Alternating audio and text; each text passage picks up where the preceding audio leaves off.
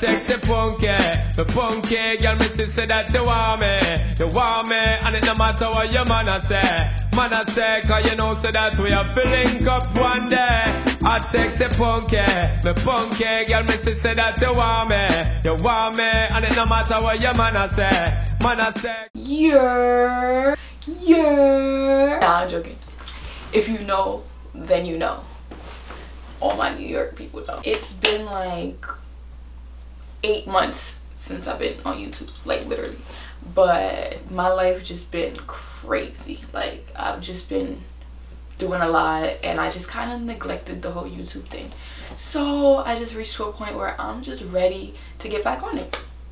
And with that being said, I really want to revamp the whole purpose of my YouTube channel, because when I went into it at first, I just knew that I really just wanted to be on YouTube. Like that's really it. Like I just love YouTube. I live on it all day and I wanted to do like beauty stuff. I just feel like I want to take a different approach and I want to talk about things that I feel matter to me and to people who are just like me. So today's topic is something that mad people are always asking me to talk about because they feel like I got money. Like, first of all, I'm broke, baby. I'm broke. I ain't got no money. I just save really well. So that's what the topic today is gonna be about, saving money. I'm gonna break it down into, I think, four sections. So I'm gonna start off with the first section of saving money. Is plan out your finances.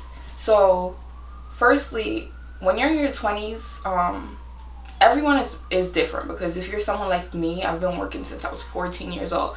I won't even mention to y'all the amount of jobs that I've had. I've had jobs for ages. Like I've had so many jobs, and some people that's not the case. Like they're blessed enough to not have had to work because they had, you know, a family that was able to provide for them throughout their college years or whatever the case may be. So they don't have as much experience with handling their own money. So hopefully this can help.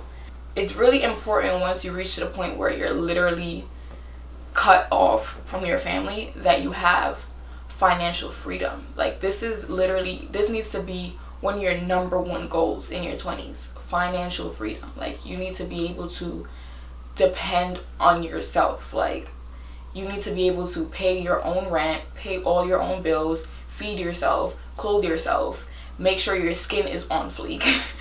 Like you need to, this is like a necessity, like, because otherwise your life will just be chaotic. So plan out your finances. When I say that, what I mean is you need to sit down. Firstly, you need to get a notebook. I collect notebooks because once you write things down, it's better to see it in front of you and to have a real perspective on it.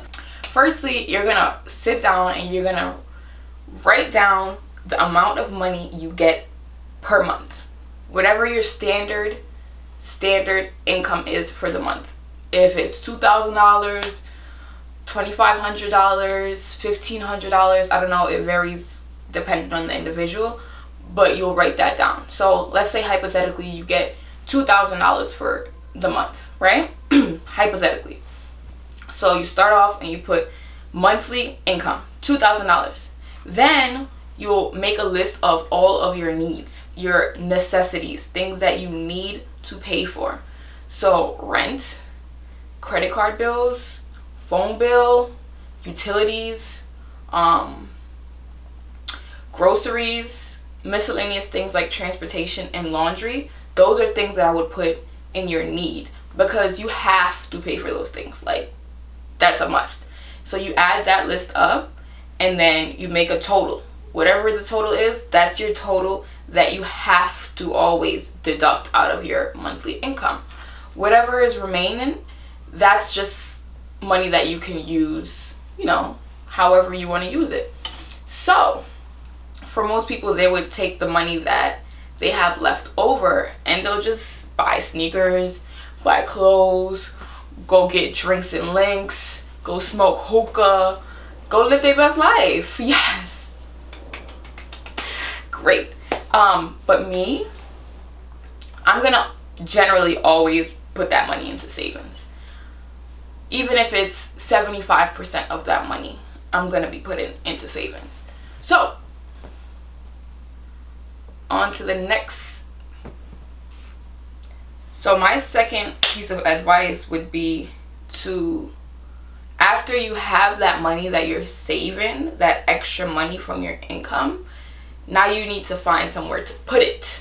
Because if it's just there at your disposal, it's gonna get spent. It's definitely gonna get spent. We're in our 20s. People always want to do drinks and links. People always want to drink Henny. People always want to pop bottles. People always want to go and smoke hookah. Like, who don't want to do that? Like, and if you got the money right there at your disposal, you're not gonna be like, oh, I'm saving so I can't. You're gonna be like, you know what? Ah, we out. You know, so what's really important is where you put this money. So firstly, open a savings account. If you're in your 20s, you should already have a savings account. But if you don't have a savings account, then go and get one right after you watch this video. Like, go get one right now. I've had a savings account since I first started college, which was years ago. And I recently opened a second savings account. So I think it's really good to have more than one.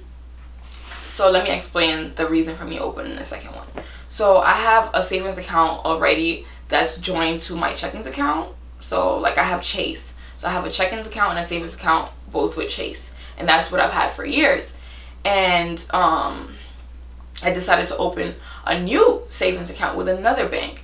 And I don't have a card. I told them I don't want a card, because if I have a card, then temptation is gonna kill me and I'm gonna go to the bank and I'm gonna just pull out the money. You feel me? So I'm like, I don't need a card. This way I know that the only activity that's going on in that account is deposits. There's no withdrawal happening. There's none. The only way I can withdraw money is if I go to the bank and I give them all my information and I go and I pull money out. But I'm not doing that, because that whole process, I'm gonna just be like, nah, I'm not supposed to be doing this. So the only activity that account is getting is me depositing money. So the reason for me doing that is that I have multiple sources of income. So what I would do is I would leave whatever I get paid in my checkings account in my checkings account. Whatever other source of income that I have, I'll put half of it in the savings account that I have through Chase, and the other half of it in the savings account that I have with TD Bank. So I kind of like disperse my money all throughout, because I find that if you leave your money in one place, it's just easier for it to deplete. Like, literally, it's just so easy. Like, because a lot of times I just be there like, savings to check-ins transfer all the time. Like, if I don't have enough money in my checkings account, I'm pulling out of my savings account from Chase. Like, and it's a problem. I was doing that a lot for a while. So now I'm like, no, I really need to save. Like, I really need to put money to the side. And obviously not everyone has multiple sources of income. It's just a matter of how, like, the money that you have left over from your monthly finances, the wants that you have, that extra amount of money, you cut it up into percentages. Like, what percent is going here, what percent is going where. You know, you do that at your discretion. Another thing that I used to do when I lived in my old house was I had a safe. Like, I literally bought a safe, and it was like this big black box, and I had like a key, and I would literally every month, every week, whatever works for you, I would put money into an envelope and seal it, wrap it up, roll up the envelope, put a rubber band around it, and put it in the safe and lock up the safe. And I did that for a while, and literally I had mad money back then. Like, I literally had so much money back then because I never touched it. Like, because just the idea of me having to unravel the envelope and open it after it's sealed, it's like, no, I'm not supposed to be doing this. You know what I mean? So I left all that in there, and it accumulated through time. Obviously, if you're not getting a huge source of income, then you're not gonna have results right away in terms of your saving process, but every bit counts. Like, if you start in January and you look where you're at in December, it's gonna be a big difference, guaranteed, if you do it the right way. So my third piece of advice for dealing with your finances is credit cards. First of all, credit, majorly important. If you're in your 20s and you're not focused on building your credit, then something's wrong. Like, you need to reevaluate whatever notion you have in your mind, because this is when it begins. Like, you have to build your credit from right now. You have to open credit cards and open things under your name so that you can build credit, so that you can start working towards it. Because if they see that you only have like one thing underneath your name, it's very difficult for anyone. If you're getting a car, if you're getting an apartment, anything, it's very difficult for them to trust that you're going to be able to pay them back. So you have to show that you have had financial activity in the past. So it's very important for you to open credit cards. Like, whether or not you over here cashing, maxing, Barney's, Neiman Marcus, you don't need to be doing all of that. But open your credit cards. Use credit cards to pay for your Metro card, to pay for gas in your car, you know, things like that, to pay for breakfast when you go and get breakfast. Like, little things. Use your credit card, because in that you're building credit. Like, let's say, like, if you're going on a trip, pay for the trip with your credit card. That's instantly like $1,000, like, boom, and you pay it back. And the luxury of credit cards is that you don't even have to pay the $1,000 back next month. You're gonna only have to pay back, what, $75? Like, and as long as you continuously do it and you're always on time and you write everything down when everything is due, then you'll guaranteed to get results. Okay, and my last and probably like my favorite advice is do challenges. Like, because it's fun. It's like a fun way to save. Like, so I'm gonna show you guys a few challenges that I've done in the past that have worked for me and that are really fun. I kind of stopped doing them because now that I have the second savings account, I don't really have a need for it, because the second savings account is like the best thing that I've done financially. But if you don't have like all these sources of income, then challenges are a great way to just manage the money that you do have. And I'm about to show y'all how I do these challenges. So let's go. So I'm gonna show you guys my old 2017 money challenge, and which I didn't finish in this book because I ended up transferring it to a different book. Like, I literally have so many notebooks, but I'm gonna show you guys how it goes. So I did 2 different challenges at once, so I'll break down how I did that. So basically, there's 52 weeks in the year. So you'll make a list, and in the first column you'll put down each week. So the dates January 1st to January 7th, then January 8th to 14th, and so on all the way through December. As you can see, December 31st, right? So we're gonna focus first on this section. So what I did was I did 20, 40, 60, 80, 100, back to 20, 40, 60, 80, 100. And I just continue to do that. So each week I put in this amount of money. So the first week I put in $20. The second week I put in $40. So on and so forth. In the end of that challenge, you end up with $3,060. $3,060 by the time December 31st rolls around. The second challenge I did was each week I added a digit.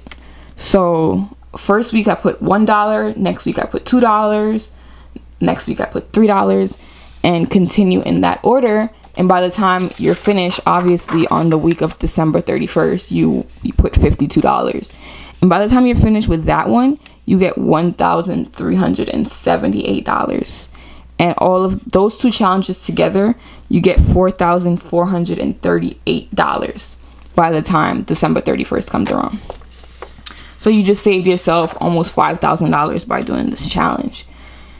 Obviously, you don't have to do these exact numbers. You can do $5, $10, $10, 15, 20, 25, whatever works for you. You just have to be realistic with yourself. But this is what worked for me at the time, based on my income. But anything like that is like really awesome to do. Whenever you put money into your savings account or a safe, whatever you choose to do, you just check it off, check it off, check it off. And that's pretty much that. So thank you so much for watching this video. Hopefully this helps somebody in some way, shape, or form. If y'all do any of the challenges, or if y'all open another savings account, if y'all do any of the things that I advise you to do in this video, let me know. Let me know how it goes. Like, let me know if you guys know of any other challenges, because I would love to try a new challenge.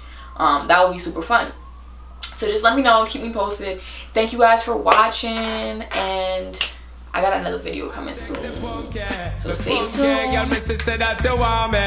want me, and it no matter what your man say, cause you know so that we have to get together one day. Yo, come and sit down.